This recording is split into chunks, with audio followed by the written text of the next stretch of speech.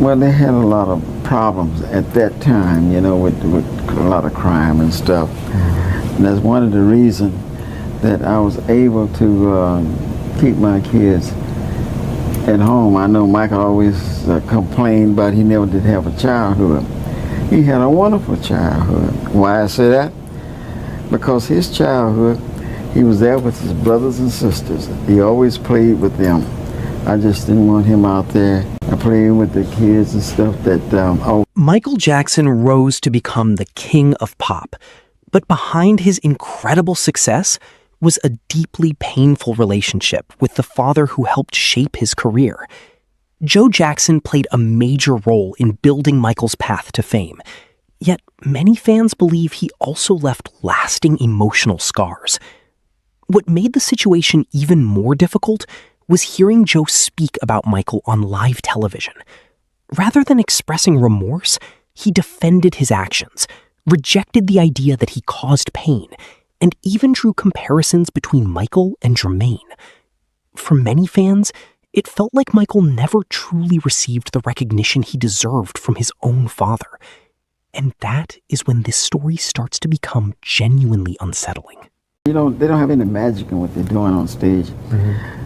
But Michael had it all, you know. He was learning. He must have been rehearsing a little bit, you know, off to the side when no one was looking. But he was very good dancing and spinning and doing the split, you know. Back then they were doing the split. The James Brown split? Yeah. Yeah. But he learned real fast. So you saw magic in Michael? I saw magic in all of them with Michael leading the songs, yeah. Mm-hmm. But Jermaine's a very good leader too. Jermaine, it's kind of hard to tell which one's the better singer, but I think Jermaine may be just a little bit better ballad singer than Michael is. But one thing Jermaine couldn't do, he couldn't dance and play the guitar like Michael could. Mm-hmm. Yeah, so Michael could dance, yeah. Before Michael Jackson became a global superstar, even his own father did not see him as the group's lead singer. Michael later revealed that his mother had to convince Joe Jackson to listen to him perform because Joe had already chosen Jermaine as the one with the stronger voice. That detail is important because it exposes a painful reality from the very beginning. Michael already had the talent, the unique sound, and the qualities of a future star. Yet even in his own home, he still had to earn recognition. Long before the world celebrated him, he was struggling to gain approval from the person whose opinion mattered to him the most. Sing, and he didn't want to hear of it. You know, he said that Jermaine's the lead singer, not Michael. My mother said, Joe, you really should hear him sing.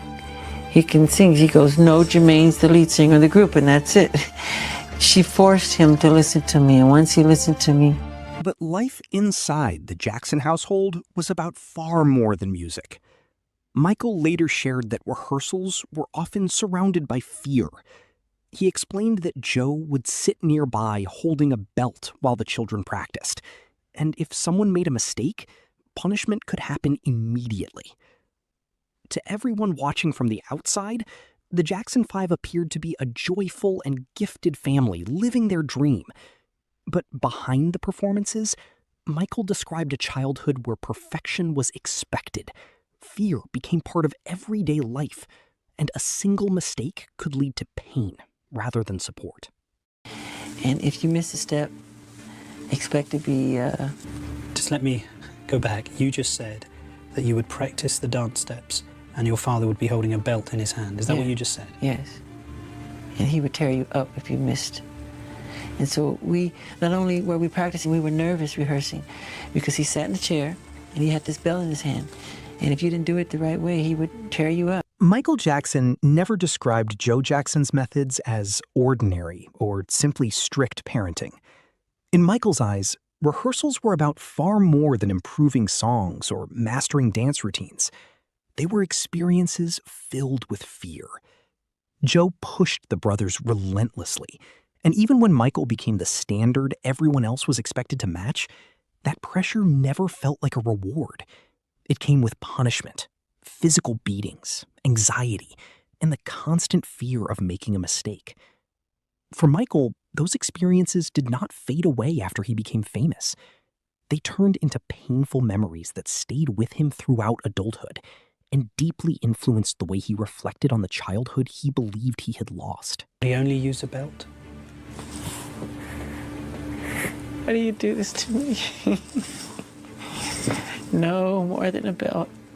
What else would he use to hit you with? Ironing cords.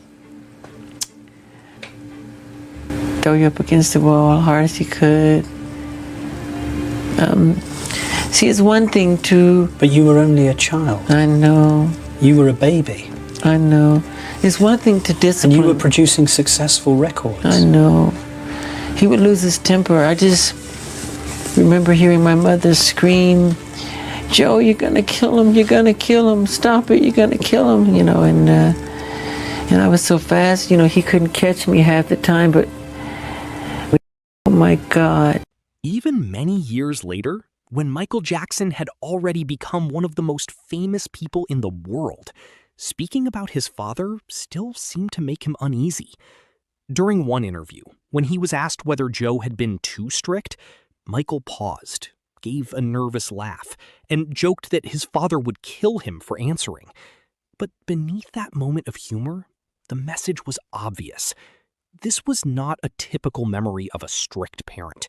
It was a grown man who still showed signs of fear whenever his father's name was mentioned. Poor. My father always prepared for the family, as well as my mother. Always wonderful. And that's very important. They made sure we, got the right things for ourselves. Strong parents, I think, are very important, especially in our situation. If he hit me, I would hit him back, which was terrible. And I would run around the house and hide and all that stuff. But I would really get it, more than anybody. Do you think your father was too strict? Yes. No, he's gonna kill me. He's gonna get you still worried about that at your age? Well, he feels that he was strict. I'm glad he said it. Now I'll say it, yes. While the world watched Michael Jackson smiling on stage, collecting awards, and setting new records, LaToya Jackson described a very different life behind the scenes. According to her, Michael was not only carrying painful childhood memories, she said that fear remained with him even at the peak of his success. That makes this story even more heartbreaking, because fame did not undo what had happened in private. Michael could stand in front of millions of people and perform with confidence, but according to LaToya, the emotional pain linked to his father's control never truly left him. We called it a highly dysfunctional family, although on the surface it seemed like the American dream. Yes, of course, naturally. In our family, because that was always that facade up there, smiling in front of the cameras, but when we got home it was totally different. We lived an entirely different lifestyle at home. Well, what was it like at home? It was very, very hard. My father was very strict. He beat us. Well, when you say he beat you, did he spank you, whip you? I mean, what He are had you a belt, you say in the book. But belts, whips, whatever. My brothers were grown, and my father would take his fist and he would punch them and knock them down the steps constantly. Would they provoke him? To this day, no, of course not. To this day, they are still afraid of my father, and they will tell you. They come to me and they say, LaToya, we have kids in college and we're afraid of my father still today. But my mother allowed this to go on, which makes it so bad. She didn't stop it. She too was an abuse victim, wasn't she? My mother, by my father, according to my brother, yes. According to Michael, he would tell me he would see my father beating my mother. I have never seen my father beat my mother, but he beats all of us. So did this persist all through your childhood and continue into young adulthood? Adults, everything. I mean, Michael was doing, I think it was Off the Wall, Thriller, and he was still getting beat, but what you guys see is him up on the awards, accepting these awards and smiling. And my father's chasing him around the house and he's running from him, terrified. And what makes this story even more heartbreaking is that LaToya said Michael was the one child who attempted to resist.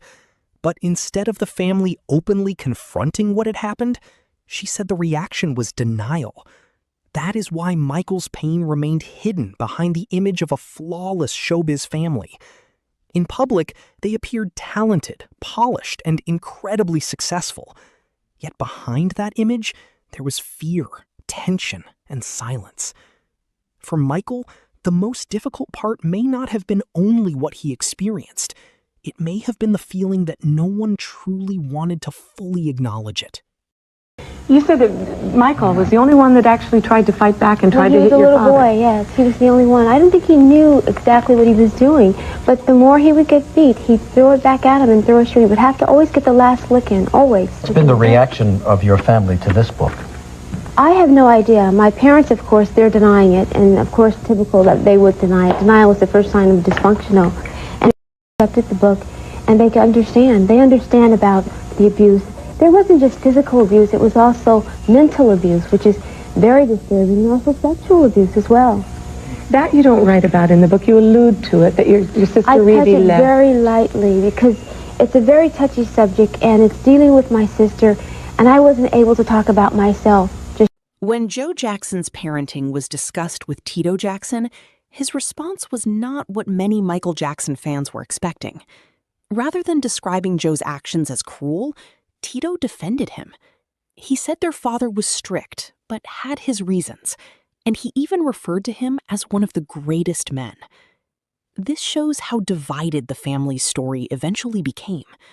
Some people view Joe as the man who drove them toward greatness, while others focused on the pain that came with that success. For Michael's fans, that distinction matters, because the same discipline that helped create the... Did you feel any level of resentment? Did you think that was unnecessary, or just what you needed? What I say about that is people can say what they want. Mm-hmm. You know, I know my lifestyle. I respect people respect me. Mm-hmm. And my father was strict, but he had his reasons. You know, you didn't think that those reasons were unreasonable. In the stars, and you have to have to some degree some level of appreciation for what got you there. Absolutely. So totally. you were appreciative of it. Oh man, I have always said way back in the day that I think that my father did a fantastic job. For me, I don't wish bad on nobody, you know, but when somebody break the rules and it can be proven that they broke the rules, it has to be dealt with the law of the land. Yeah. But sometimes in these deals like this, there's others are involved.